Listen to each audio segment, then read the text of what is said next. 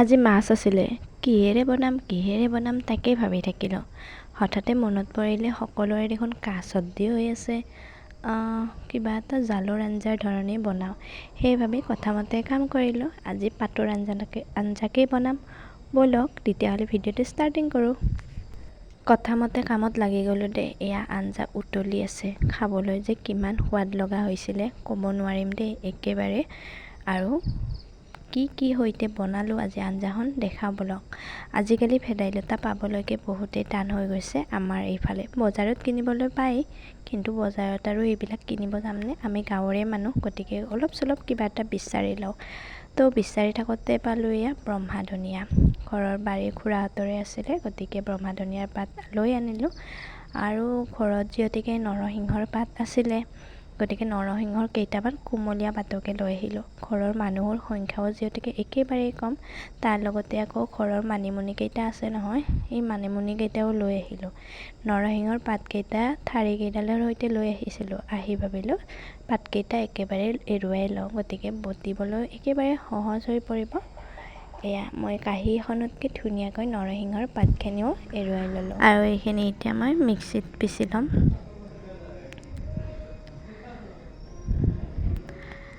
ধুনীয়াকৈ আদা নহৰুখিনি, পিঁয়াজো লৈছোঁ, পিঁয়াজ এফাল কাটি লৈছোঁ সৰু সৰুকৈ।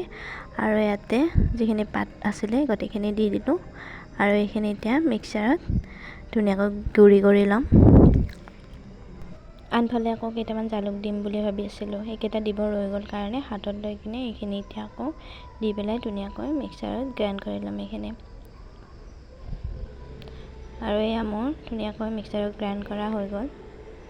আনফালে আকৌ কেৰাহীখন গৰম হ'বলৈ দি দিছোঁ। ইয়াতে পাঁচফোৰণ কেইটামান দিলোঁ আৰু শুকান জলকীয়া 3টামান দিলোঁ, তেজপাত 3 খিলামান দিলোঁ। দি পেলাই এইখিনি কিছু সময়ৰ কাৰণে লৰাই থাকিম। এইখিনি অকণমান ৰংচঙীয়া হোৱাৰ পাছতে ইয়াতে মই যিখিনি মিক্সাৰ বাতিটোত পিচি থৈছিলোঁ পাতৰ আঞ্জাখিনি, মানে নৰসিংহৰ পাতৰ গোটেইখিনি মিশ্ৰণখিনি ইয়াতে ঢালি দি কিছু সময় লৰাই থাকিলোঁ। এয়া ইমান ধুনীয়া এটা চেণ্ট ওলাইছিলে, মানে গোন্ধটোৱে বহুত ধুনীয়া হৈছিলে। আৰু এনেদৰে শুকানকৈ 2 মিনিটমান ভাজি ল'ব লাগে, যাতে তলিত লাগি নধৰে, তাৰ কাৰণে হেতাখনেৰে কিছু সময় লৰাই থাকিব লাগে। আৰু এয়া মোৰ ধুনীয়াকৈ লৰা হৈ গ'ল। তাৰ লগত আকৌ মই এটা আলু বইল হ'বলৈ দিছিলোঁ, আৰু ইয়াতে এটা আলুও দি দিলোঁ। আলু অবিহনে চব বস্তুৱেই আধৰুৱা। মই যে কোনো এটা বস্তুতে আলু নিদিয়াকৈ নাথাকোঁ দেই। সকলো বস্তুতে আলু এটা হ'লেও দিহে মই মানে খাই ভাল পাওঁ, সেইকাৰণে আলুটো মোৰ প্ৰিয়। গতিকে সকলোতে মই আলু ব্যৱহাৰ কৰোঁৱেই প্ৰায়। আৰু এতিয়া গোটেইখিনি কিছু সময়ৰ কাৰণে ভাজি লোৱা হৈ গ'ল। তাৰ পাছতে মিক্সি গ্ৰাইণ্ডাৰত যিখিনি লাগি আছিলে তাত আকৌ কুহুমীয়া গৰম পানী দি পেলাই কেৰাহীখনত ধুনীয়াকৈ বহাই দিলোঁ। আপোনালোকে যদি এনেদৰে খোৱা নাই কেতিয়াবা খাই চাবচোন, এনেদৰে খায়ো খুব ভাল লাগে দেই। এতিয়া যিখিনি আমাৰ প্ৰয়োজনীয় বস্তু সেইখিনি দি দিলোঁ, মানে নিমখ, হালধি, অকণমান মছলাও এড কৰি দিব পাৰে, জিৰা গুড়ি, ধনিয়া গুড়ি, লগতে ৰেড চিলি, যদি জ্বলা বেছিকৈ লাগে ৰেড চিলিও দিব পাৰে।